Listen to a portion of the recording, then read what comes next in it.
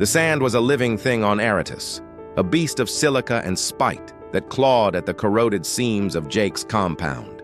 For 3 years, he'd learned its rhythms, its thirsty howls, its whispering lies. Tonight it screamed. But through the gale, another sound bled through, thin and sharp, a noise that didn't belong in the planet's vocabulary of wind and grinding rock. A child's cry. He clenched his jaw, the sound a ghost clawing at the scar tissue over his soul. Ghosts were talkative on Aritus. The ghosts of 63 colonists on Kepler 9 vaporized because his genius was off by a decimal point. He'd learned his lesson. Solitude was salvation. Involvement was a death sentence. The cry came again, not a memory this time, but a present, desperate reality right outside his gate. His every instinct, honed by years of guilt and survival, screamed to ignore it. Let the desert take it like it takes everything else. But the sound tore at him, a hook in his very marrow. With a curse that was more a prayer, he slapped the switch for the external scanner. The monitor flickered, resolving 3 heat signatures through the blinding storm, their thermal glow fading into a critical blue. Not 50 meters away, not 10. They were collapsed against the shuddering metal of his perimeter fence. His screen zoomed, cutting through the chaos. An alien female, her form impossibly elegant even when broken. Her fur, the color of a dying star, was matted with crimson dust that could only be blood.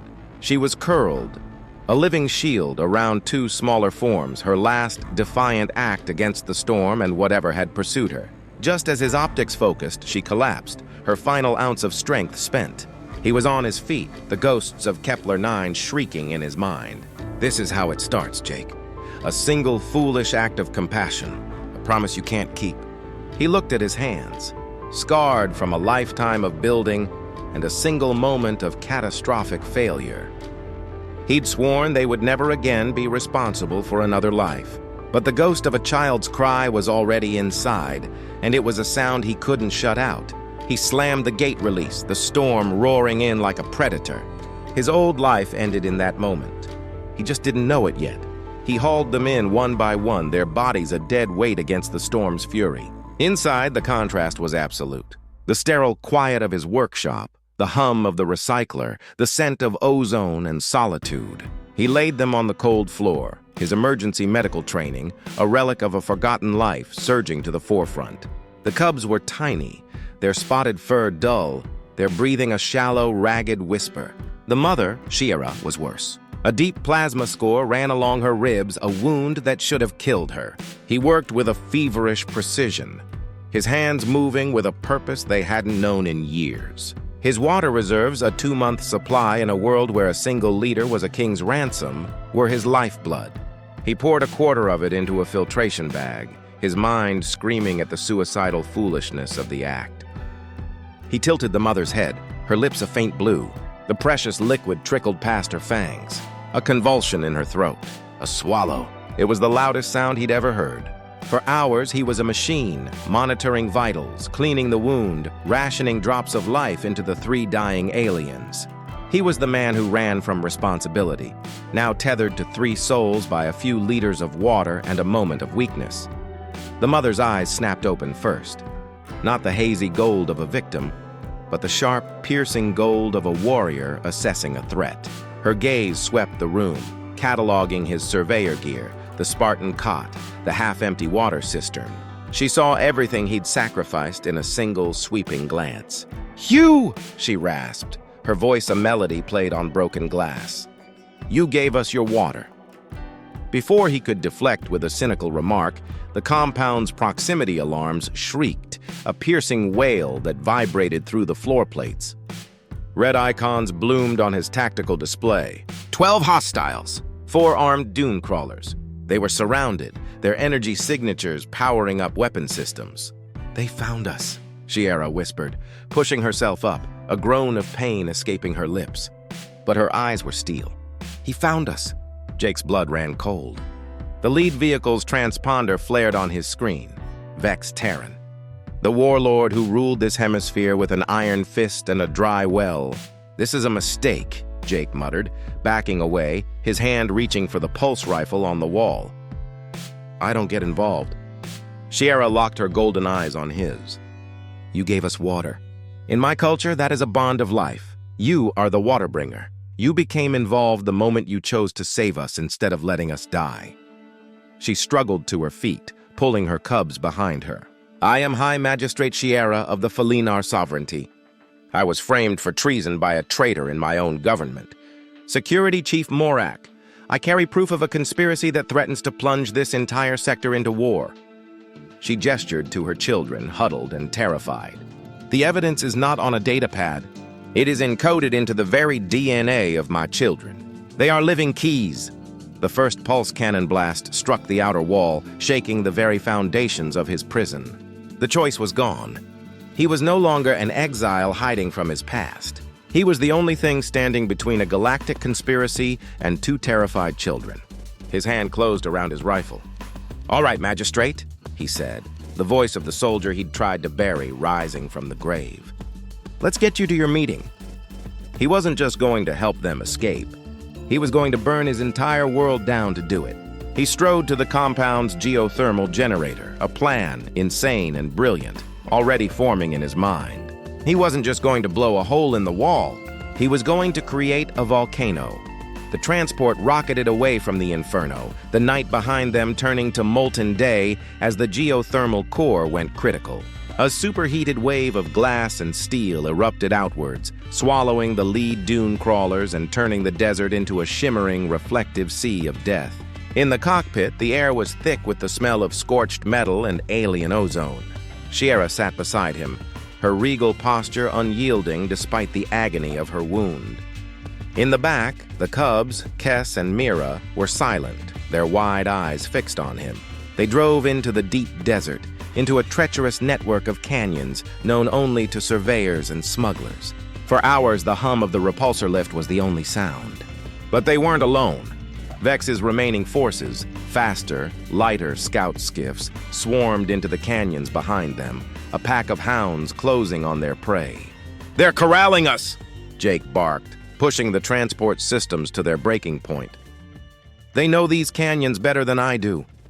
A plasma bolt slammed into their aft stabilizer, sending the vehicle into a gut-wrenching spin. Mira cried out, a shard of shattered viewport slicing across her arm. The transport scraped to a halt, wedged between two canyon walls. They were trapped. As Jake laid down covering fire, Sierra rushed to her daughter's side. The wound was deep, bleeding freely. "Hold her still," Sierra commanded, her voice calm amidst the chaos. "I need you to guide my hand." Jake stared, incredulous. "I'm an engineer, not a medic. And I am a mother. You will do this." He grabbed the med scanner, its beam highlighting the severed artery. As his fingers, clumsy and shaking, followed her instructions with a laser scalpel, something shattered between them. It wasn't a thought. It was a deluge, a raw, uncontrolled wave of shared consciousness. He felt the searing grief of a mate lost to pirates, a pain so profound it stole his breath. He felt her terror for Mira, a supernova of maternal love and fear that threatened to unmake him. In return, she was slammed with the full, unvarnished horror of Kepler 9. She saw the faces in the fire, felt the crushing weight of 63 souls, tasted the ashes of his failure that had coated his tongue for 3 years. It was a violent, intimate fusion of pain and trauma. When the connection broke, they were both gasping, breathless. He had sealed the wound. Mira was safe. And in that shared agony, a bond was forged. Stronger than steel, deeper than any debt of water. He met Sierra's gaze, and for the first time saw not a magistrate, but a fellow survivor. Kes, the young male, crawled from the back, his fear replaced by a fierce, newfound respect. He nudged his head against Jake's leg, a silent declaration of loyalty. The sound of the skiffs grew louder. They were still trapped. But now, they were a pride. "There's one way out," Jake said, his voice raw. "A place no one in their right mind goes. The sunken bazaar." The bazaar was a city built in the skeletal husk of a crashed hegemony dreadnought, a vertical maze of smugglers, mercenaries, and ghosts, all living under a fragile truce. It was their only hope for a new transport and a way to transmit Sierra's data. They entered through a sewage conduit. emerging into a chaotic symphony of 100 species bartering under the flickering glow of salvaged light strips. The air was a thick cocktail of spiced meats, alien musk, and desperation. As they moved through the throng, a hulking figure stepped from the shadows, blocking their path. It was Vex Terran himself, flanked by a dozen of his most hardened killers. "High Magistrate," Vex purred, his smile a gash of predatory teeth. "To what do I owe the honor? I've come for my property, the living data keys. Give me the cubs, and I'll let you and your human pet walk away." Panic erupted in the market. Aliens scattered. Vex's men raised their weapons. But before they could fire, a new voice cut through the chaos, dry and laced with a familiar cynicism. "Now, Vex, that's no way to treat old friends." A man emerged from the crowd, his face a roadmap of old battles, his eyes holding a weary fire. He wore the disgraced uniform of the Colonial Engineering Corps. "Colonel Vaughn," Jake breathed, a ghost from his past standing before him. "Still alive, Reeves." "No thanks to you," Vaughn shot back, but his pulse rifle was already leveled at Vex. A firefight exploded in the enclosed space. Vaughn's people, a small, loyal crew he'd salvaged from his own ruin, materialized from the crowds, providing cover. "This way," Vaughn yelled, leading them deeper into the ship's wreckage. In the cramped confines of a derelict command bridge, the truth spilled out. "Morak didn't just frame you, Magistrate," Vaughn explained, his voice grim. "He needed a catastrophe to test his theories on planetary weaponization. Kepler 9 wasn't your failure, Jake. It was a live fire test. Morak sabotaged your calculations. I found out, tried to blow the whistle, and he buried me right alongside your reputation." The betrayal hit Jake like a physical blow. His guilt, the bedrock of his identity for 3 years, was a lie. He was not a failure. He was a scapegoat, a pawn, and the rage that filled him was cold, clean, and absolute. "He won't get away with it," Shiera vowed, her voice burning with cold fury. A desperate alliance was forged in the metal heart of the dead ship. The disgraced soldier, the exiled magistrate, and the forgotten engineer.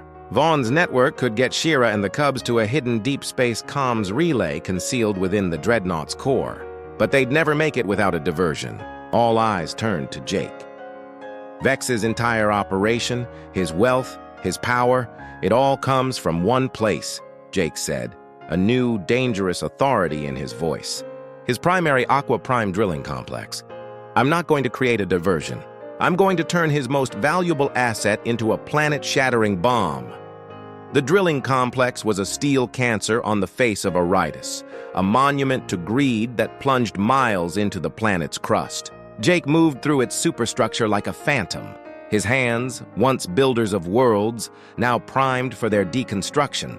He planted seismic charges at every critical stress point, his movements a fluid dance of vengeance. He was rigging the operation for a controlled implosion, a cascade failure designed to fracture the primary reservoir deep below. As he set the last charge, a shadow detached itself from the gantries above. It was Scar, the infamous cyborg bounty hunter, his optical eye glowing like a baleful red star. But he didn't attack. "My employers have a new offer for you, engineer," Scar's synthesized voice rasped. "They are dissatisfied with the partnership between Terran and Morak. The hegemony is willing to pay you 10 lifetimes worth of credits to take the Cubs and disappear. Let the Felinar and the humans tear each other apart. Walk away, be rich, be free." It was the ultimate temptation, a return to the solitude he once craved, but with wealth beyond imagination. The ghosts of his past whispered to him, telling him to take the deal, to run. He looked at the detonator in his hand. He thought of Shiera's courage, of Mira's trust, of Kess's fierce loyalty. He was no longer just Jake Reeves, the failed engineer. He was the waterbringer. He was Pride Father. "The answer is no," Jake snarled, and launched himself at the cyborg. Their battle was a brutal ballet of flesh and steel amidst the groaning machinery. Jake, using his knowledge of the structure, brought pipes and platforms crashing down on the nearly indestructible hunter. He finally defeated Scar not with force but with ingenuity, trapping the cyborg under a magnetized hydraulic press. Wounded, bleeding, Jake hit the detonator. The world held its breath, then shuddered. The charges blew in sequence, a ripple of controlled destruction that buckled the tower's legs. With a groan that shook the heavens, the massive drill collapsed, shattering the planet's crust. A colossal geyser of shimmering, iridescent aqua prime erupted into the night, a beautiful and catastrophic fountain of pure energy. Miles away, in the heart of the dead dreadnought, Sierra and Vaughn began their broadcast. The truth flooded the galactic networks. Morak's treason, the Aqua Prime conspiracy, the hegemony plot. But as the data streamed, Morak, from the bridge of his flagship, made his final insane move. A new alert flashed across their screen. A hidden hegemony superweapon, a planetary core destabilizer, was activated. Morak wasn't just destroying the evidence. He was detonating the entire planet to ignite the war he had spent his life engineering. Planetary annihilation was minutes away. "The only way to stop it is from the rig's primary control nexus," Jake yelled over the comms, his voice strained. "It's inside the geyser. It's a suicide mission." "I am not leaving you," Sierra's voice came back, fierce and unbroken. They said a choked goodbye to the cubs, entrusting them to Vaughn's care. Then together, Sierra guiding him through the dreadnought's secret passages, they raced back to the cataclysm. They burst into the Nexus, a chamber at the heart of the raging energy storm, to find Vex Terran, his face a mask of mad despair. "If I can't have this world," he screamed, "no one can."